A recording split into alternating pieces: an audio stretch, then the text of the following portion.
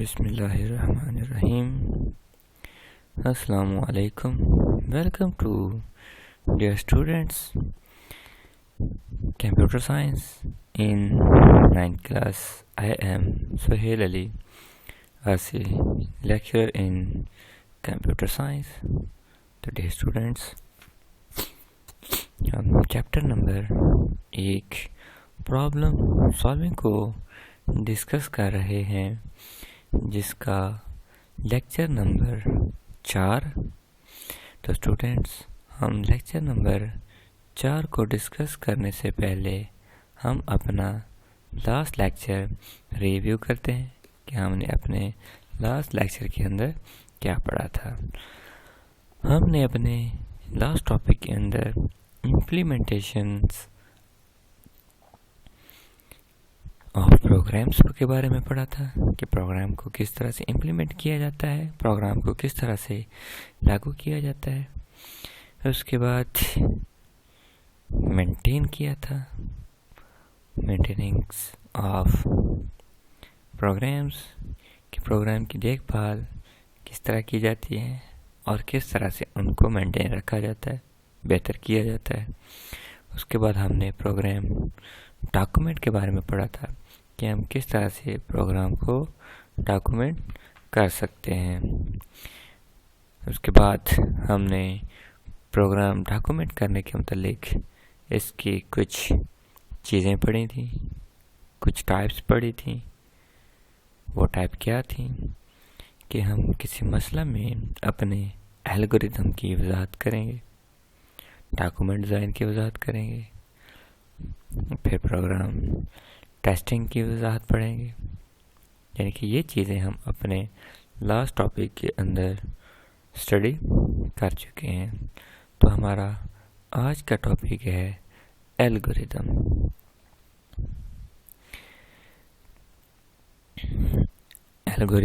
An algorithm is a finite set of steps which, if follow, accomplish a particular task.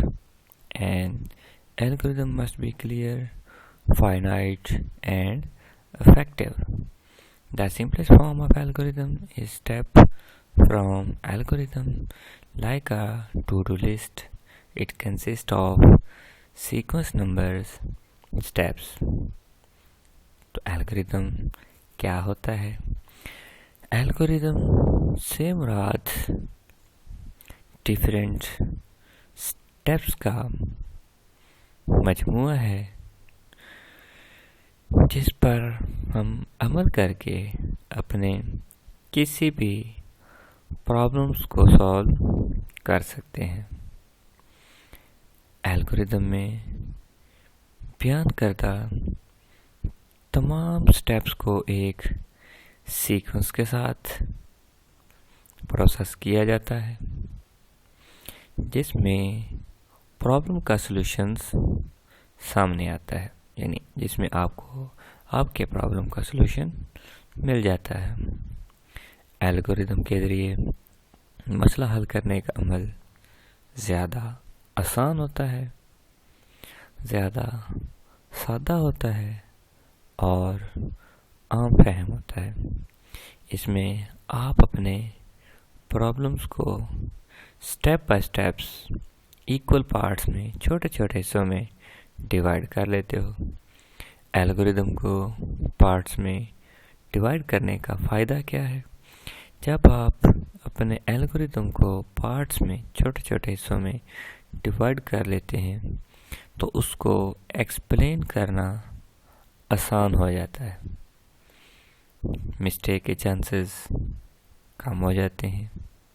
आपका algorithm एक effective algorithm बन जाता है, जो आम फहम समझ में आ जाता है।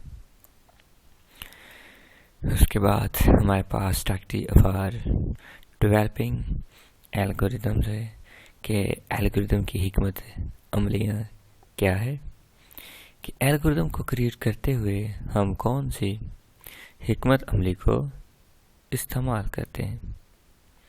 algorithm development involve the following steps to carry out. We can process to correct solution of a particular problems by adopting the following strategy. यानी इस मरहले में जो हमारे पास डेवलपिंग इसकी स्ट्रैटेजीज हैं वो क्या है कि we can process the correct solutions, कि हम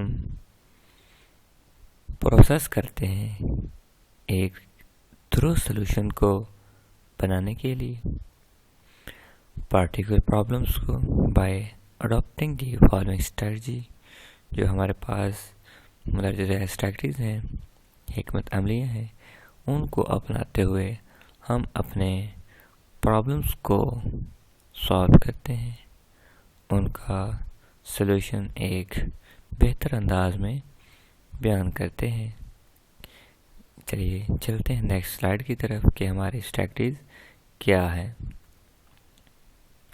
स्टेप 1 है जिसमें हमने इन्वेस्टिगेशन करनी है अपने प्रॉब्लम के बारे में, कि हमने अपने प्रॉब्लम की तफ्तीश करनी है, इन्वेस्टिगेशन करनी है। आइडेंटिफाई द प्रोसेस, कि हमने अपने मसला के हल की शनाख्त करनी है। आइडेंटिफाई द मेजर डिसीजन, अहम फैसलों की शनाख्त करनी है। आइडेंटिफाई द रेपिटेशंस, मसला में दोहराए जाने वाले अमूर की हमने शनाख्त करनी है। आइडेंटिफाई द वेरिएबल्स, इस्तेमाल होने वाले वेरिएबल्स की हमने आइडेंटिफाई करनी है, शनाख्त करनी है। उसके बाद हमारे पास प्रिलिमिनरी एल्गोरिदम, जिसको हम इनिशियल एल्गोरिदम भी कहते हैं, यानी इब्तदाई एल्गोरिदम है। Design a high level general algorithm, यानी आपका जो एल्गोरिदम है वो जनरल होना चाहिए। Step through the algorithm, does this work through रिवेल any major problem? If it does, then correct the problems. यानी आपकी जो प्रॉब्लम है, जो एल्गोरिदम है, वो सादा होना चाहिए, आम फहम होना चाहिए, हाई लेवल में होना चाहिए, जो ह्यूमन सेंसेबल हो, जिसको इंसान समझ सकता हो। एल्गोरिदम लिखने के बाद इसका जायज़ा लेना है कि एल्गोरिदम में कोई प्रॉब्लम्स तो नहीं है, कोई मसला है तो इसे दुरुस्त किया जा सकता है। हमारे पास स्टेप 3 है रिफाइनिंग द एल्गोरिदम्स। हम अपने एल्गोरिदम को रिफाइन किस तरह से कर सकते हैं।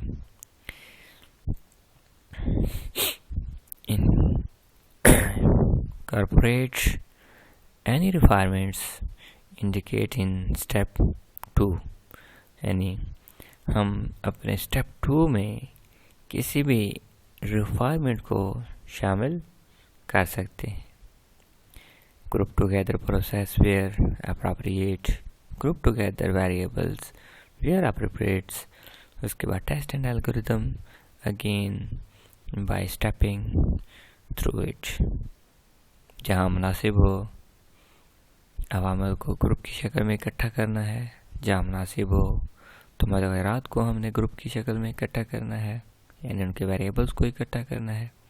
एल्गोरिदम रिफाइन करने के बाद हमने बाय टेस्टिंग, यानी इसको दोबारा से टेस्ट करना है। तो हमारे पास स्टूडेंट्स एक प्रॉब्लम्स है जिसको हमने सॉल्व करना है, डिफरेंट प्रॉब्लम्स हैं। तो हम एक प्रॉब्लम्स को सॉल्व करते हैं और प्रॉब्लम को सॉल्व करते हुए हम अपने एल्गोरिदम को समझते हैं कि हमने अपना क्या एल्गोरिथम क्रिएट किया है, अपने प्रॉब्लम्स को सॉल्व करने के लिए हमने किस तरह से उसको स्टेप बाय स्टेप एक्सप्रेस किया है। मेकिंग अ टी, यानी इस प्रॉब्लम में कहता है कि हमने टी को प्रिपेयर करना है, चाय को बनाना है। You have to make tea in your house. आप टी को अपने घर में प्रिपेयर कर चुके हैं। तो स्टेप फ्रॉम्स एल्गोरिथम्स हैं कि हमारे पास इसके एल्गोरिथम्स स्टेप्स क्या है। Initial attempt at an algorithm might be put tea level in pots, यानी सबसे पहले हमारे पास जो टी लीव्स हैं उनको हम पोट, हमारे पास केतली है तो हम उन लीव्स को केतली के अंदर उंडेलेंगे, दाखिल करेंगे। बॉयल वाटर को बॉयल करेंगे। Add water to pot, कुछ केतली के अंदर पानी डालेंगे। वेट 5 मिनट्स, और हम बॉयल होने का वेट करेंगे। pour टी इनटू कप, और बॉयल होने के बाद हम अपने चाय को कप में उंडेल देंगे। यानी ये तो थे हमारे पास इसके कुछ स्टेप्स। अब हम इसको फर्स्ट स्टेप में किस तरह से इंडिकेट करेंगे, इसकी इब्तदाई मरहले में हम शिनाख्त कैसे करेंगे कि हम चाय की पत्ती बर्तन में डालें, पानी को उबालें, 5 मिनट तक इंतज़ार करेंगे और कप में हम चाय उंडेल देंगे।